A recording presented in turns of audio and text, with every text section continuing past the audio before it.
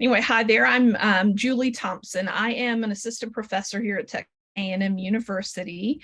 A little background about me: I was a classroom teacher for children with autism in North Carolina for 7 years, and I taught at the elementary age students with autism who also had comorbid intellectual disabilities, pretty significant problem behaviors. And we were in a self-contained setting, but in a public school with other students, so they could get out for some opportunities for inclusion.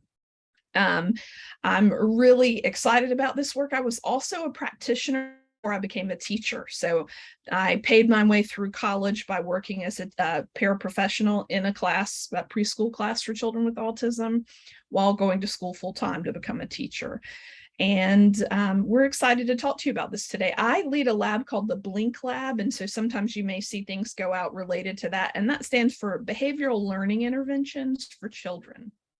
Okay, and my background is as a behavior analyst, but I was a special education teacher first, and I look through the lens of positive behavioral supports in how to teach different things, but also work not just with autism, but broadly in schools to support individuals who need supports in classrooms.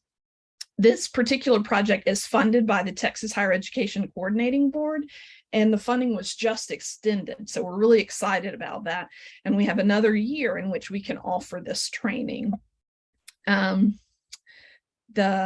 just talked about that. So here are currently who you would see involved in this project. Myself as a project director, Dr. Erin Whiteside, who's also a faculty member here, is engaged in the co-director of Project TAPP. And then we have Lindsay Laughlin, who is our graduate assistant. She'll introduce herself and talk here in a few minutes.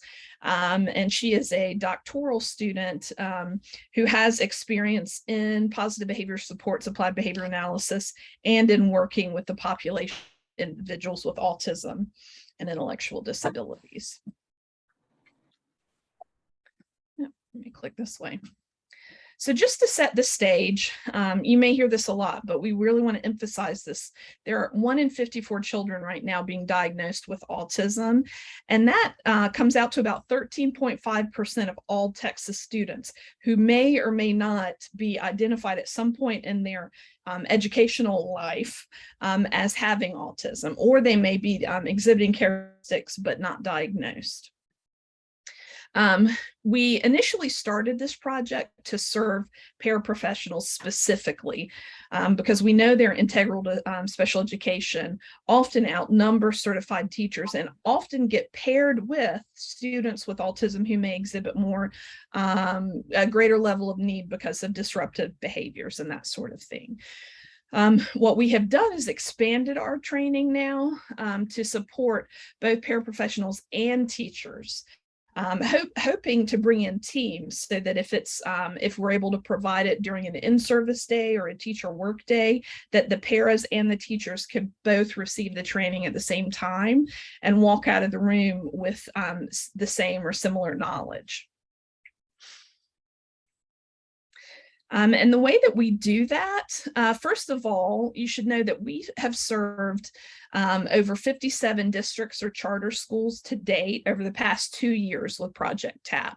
That has included almost 600 paraprofessionals who serve close to 2,500 individuals with autism in schools. So we've been at this for a couple of years, and we've refined it, we've gained feedback, and we really feel that it's continuing to improve, and we're really excited about it. So we kind of wanted to just show you a map of some of the places. These aren't all the places that we've served, but some of the places, the majority of the areas in which we have provided trainings. And we would like to see this filled up as much as possible. We hope, in fact, that this is a training that will be able to continue onwards beyond this year. We just know currently we're funded for 1 more year. Okay.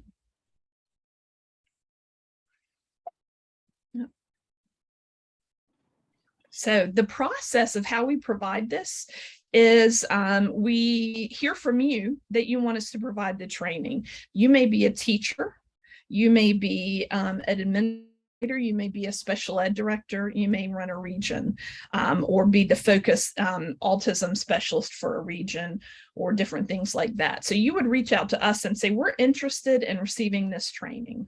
Okay. And we would work with you to set dates.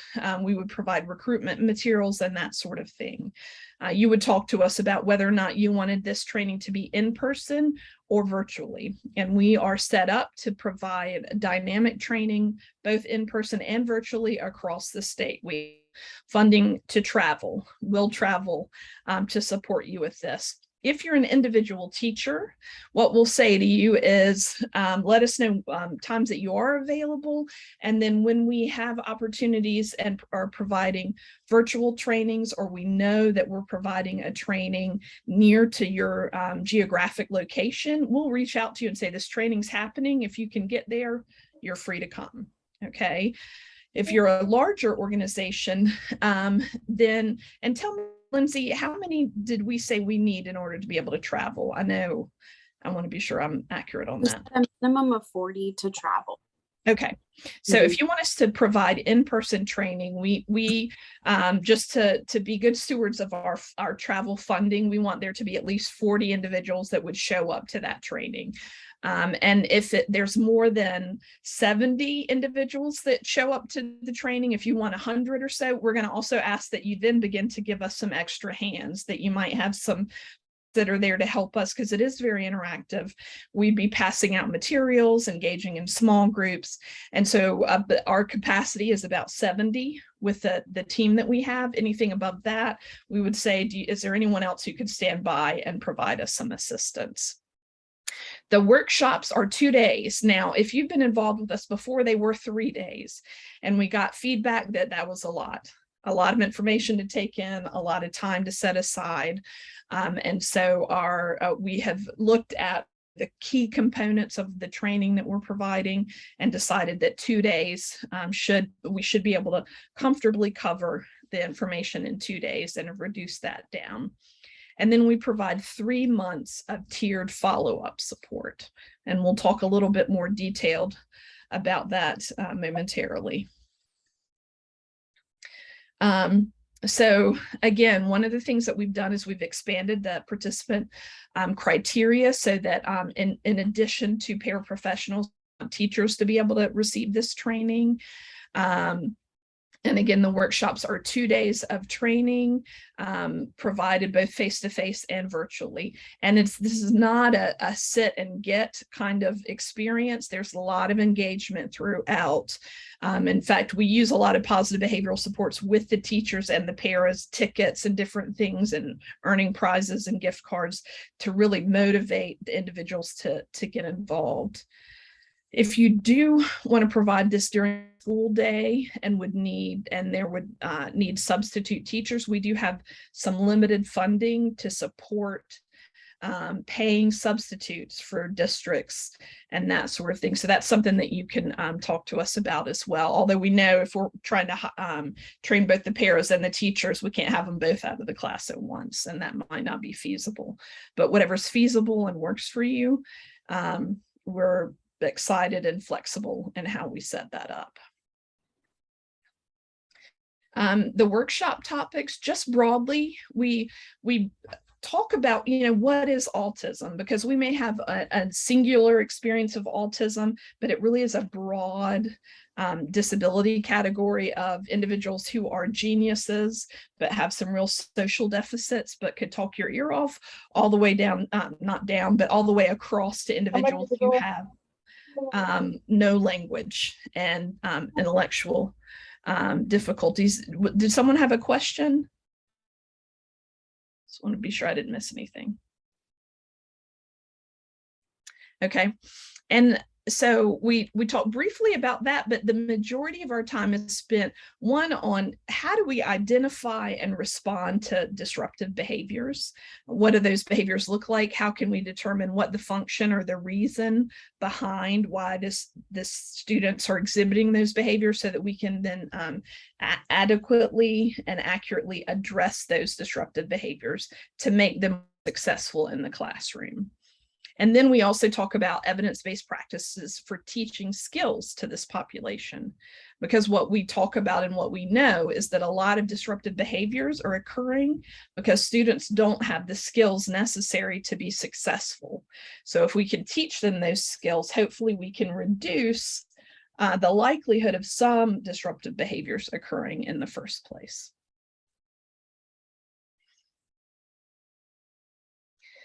And so on the side, you'll see these are examples of slides from our workshops. I wanted to be sure to show that we use real students, videos of students that we have directly worked with ourselves or our colleagues have worked with, so that you can get a visual picture of the broad and breadth of individuals with autism. And then we provide materials that you need. So on the right hand, you see what we provide everyone as a toolkit. Half of it is sort of like guided notes. So it's all the key information that we're teaching in our workshops, but with some blanks to get you to actively engage and pay attention and fill in. And then we also provide some materials that you'll use to practice activities in the workshop, and also that you can walk away that day and have some things that you could use the next day with your students in your classroom and try out. So I'll let Lindsay talk to us more about the follow-up support that we provide. Hello. So after our workshops, we do provide 3 months of follow-up support. And so the purpose of that is just that we are not coming and providing the training and then leaving. So we conduct that a few different ways. We start with the weekly emails. And Dr. Thompson, if you want to go to the next slide. Oh, yes, thank you. So yeah, there will be 3 months of the weekly emails, and this is really just a way to kind of keep the content and the topics fresh on everyone's mind, giving some reminders and things there. And then also a way for participants to request targeted support if needed. So after that, we can provide either some refreshers through interactive modules or practitioner-friendly websites and papers, and then if needed, individualized coaching as well. And so this kind of just explains that. That's our tier 1, those emails that check in with them. This is an example of what some of the emails look like and the way that they can request targeted help as well. We do, for the educators that participate in these, they are also entered into weekly drawings for gift cards. That's just kind of our way. Obviously, it's not required for them to participate in this portion, but we want to encourage that and reinforce their participating in it. So that's another kind of piece that we include to help promote, hopefully, their engagement with this piece. And then we are also conducting research through this. So this research participation is not required to participate in the trainings. We do collect pre and post assessment data on all of our participants. That is just our way of tracking how well are we conducting the workshops. Are there any areas that maybe we are seeing a trend of confusion or not as thorough of our trainings? Our training is not as thorough in covering it. So we collect this data on everyone just for our own work, but we will ask participants if they would be willing to share their information so that we can kind of disseminate this work and help others see how effective this model is, and hopefully move on and be able to spread this out across. Obviously, we're doing this in Texas, and our goal is that we can share this and other people can replicate this as well. So like I said, participants do not have to consent to research in order to participate in the workshop. This is just an optional thing, and any of that data is anonymous. And I think that's it, Dr. Thompson. I don't know if there's anything else to add for that part. So that's great. Okay. Lindsay, I'm going to hop in real quick because there's a question in the chat box. And the question says, what does the targeted support look like after they request additional support? Dr. Thompson, did you want to answer that? Yeah. So one of the things we'll do is it depends on the level of the question, the type of need, and that sort of thing. One of the things that we've really focused on for this year is we said we want to train less people and we want to provide more targeted supports. So in the first 2 years, we did all those workshops and we provided lots of emails, and the email follow-ups we think are great. It's like a newsletter that just sort of says, remember, we talked about this, click here. Here's something you can print off and turn into a handout or a teachable activity with your student, or here's a refresher video on this skill. And then we had some more targeted support where an individual would say, that's great, I'm encountering an issue with my student, they keep running off. Like, what do you do when a student is constantly trying to run out of the room? How, we have to be, there are laws about seclusion and restraint. We can't engage in those behaviors, but we need some skills on that. And so we, again, we look at sort of the different tiers or the different levels of need. And so the first thing we might do is say, here's a module we developed where you might go in and watch a video and see some examples of how to work with a student who engages in escape, running away type behaviors. But then also one of the things that we're really excited to begin to provide more of this year is technology-based coaching, where if you have a phone and permission from that child's parents, you could provide a live video recording to us, or you could record it, send it to us, and then we can give you feedback on that video. Like, we have this software we can actually see you teaching. It's kind of like, those of you that are into sports, it was originally used for athletes, where a coach would watch someone hit a golf ball and say, the arc of your swing needs to be more like this, and you need to align your knees here. And they're drawing on that video as the person's engaging. We have technology now where we can do the same thing for teaching. So we can say, notice right there, all those materials that are set out. It appears that might be distracting for that student. We wonder if you want to consider doing this, or when the student turned this way, we saw this happen. Consider next time doing X instead. And so providing that sort of video-based coaching, which we could provide live if we're able to work it out, or we could provide it asynchronously, where we have we can mail you an iPod. We've invested in dozens of iPods that we can mail if you don't want to be using your phone. And then we have a program that easily allows you to upload to a HIPAA compliant website, where we can then access those videos and give you direct feedback on that. So those are the kinds of, we're looking at this sort of innovative level of coaching and how we can provide you that support while not necessarily coming to your classroom, because we want to spread out geographic location, but we also know we don't have necessarily the resources to directly engage in your classroom to provide you that support at this stage. So great, excellent question. Trying to see where we are. Any other questions before we move on to talk a little bit about the rest of this? Okay. Lindsay, did you want to continue on with this, or? Sure, I can. So we are currently scheduling the 2-day workshops for this school year. Like Dr. Thompson said, we have received a year extension, so that is what we're planning for right now. And we'll share at the end of these slides how you can indicate interest in scheduling that for your paraprofessional and teacher teams.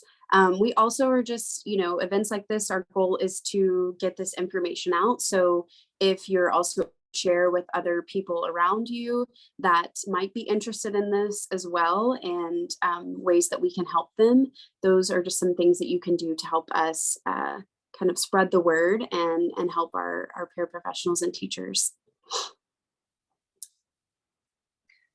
And so that really sort of wraps up what we had to share. If you use your phone, you can get a link to our interest form by taking a picture of the QR code. Also, I believe Dr. Orsag in her, or Vera in her email to you had a link for you to be able to go to that participant interest form.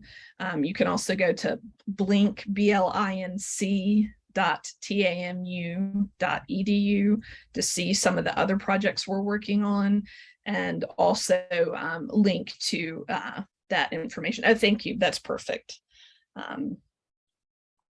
So any other questions about the types of supports that we provide, or what the training's like?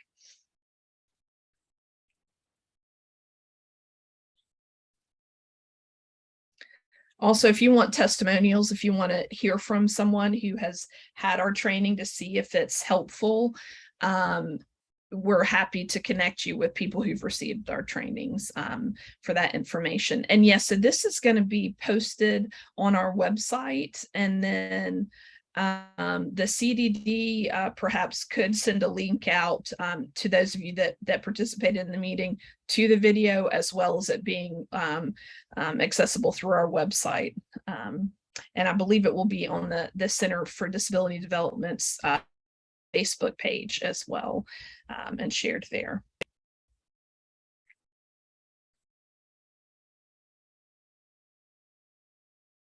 Can I say something real fast? Yes, please. I just want to say, so I'm Darcy, and I know you, Julie, but I have heard feedback from several people who have participated in your program, and it's been nothing but positive feedback that we've heard from everybody. So I just want to share that with the rest of the people on this call, that that I've heard, people talk about this program after the fact, and there's no reason to bluff, with me. And so I think I hear honest feedback, and that's all the feedback that we've had has been positive. And so I'm just trying to encourage others to participate in this program while it's available. I think it's wonderful. Thank you. And I really appreciate that feedback. And we want negative feedback if it's there as well. We're thrilled that it's not. But just to underscore, we were real teachers in real classrooms working with real students. We know what it's like to be in the classroom. Everybody that we bring to our program, that we allow to work for us.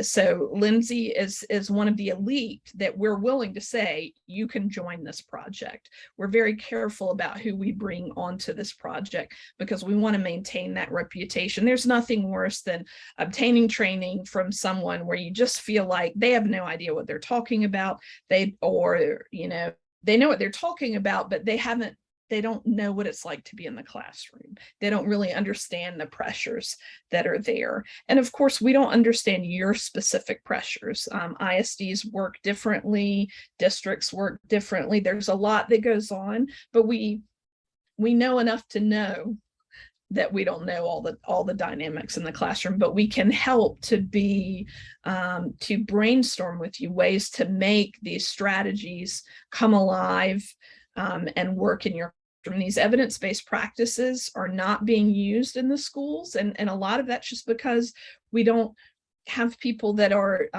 doing as good a job as we would like sharing this information with you and showing you how it can be realistically approached in your classroom. And that's what our goal is here.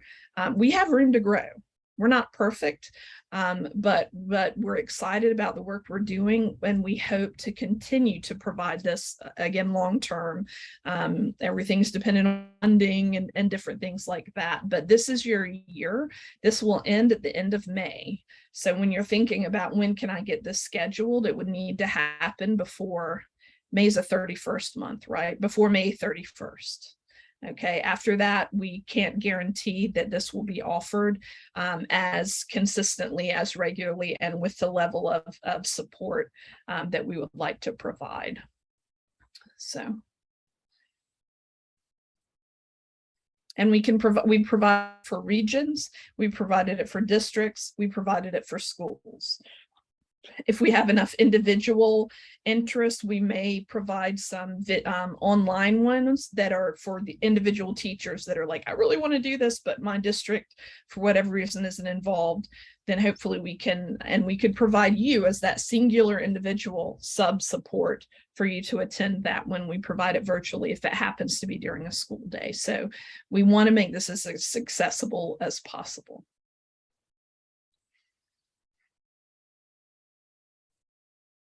Do you have anything to add to that, Lindsay? Can you think of, or?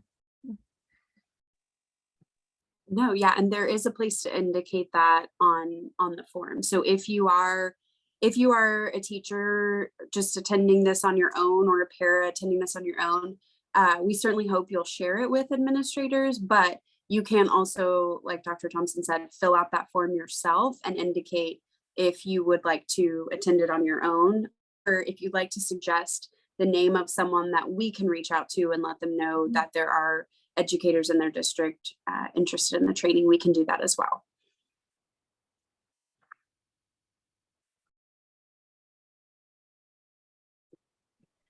All right, well, thank you everyone for your time. If y'all don't have any more questions, then we'll go ahead and end for today. Look at us, we're at 30 minutes. That's good. We're efficient too. If you guys have any questions, Dr. Thompson, would you mind putting your email in the chat box? Not at all. And Lindsay, perhaps yours as well. Yeah, I want to go to the next slide, Dr. T, and that if they can just direct everything to our Project TAPP email too, then we can, yes. Yeah. Awesome. Ooh, we have a comment from Amy. She said she would love to share this with early childhood educators at the Texas AEYC conference in September. Please. Absolutely. Yes, Yeah. that'd be great. And Amy, just contact Julie and her team if there's anything that they need to provide for you, like flyers or handouts for you to do that. So thank you. I'll go ahead and stop the recording.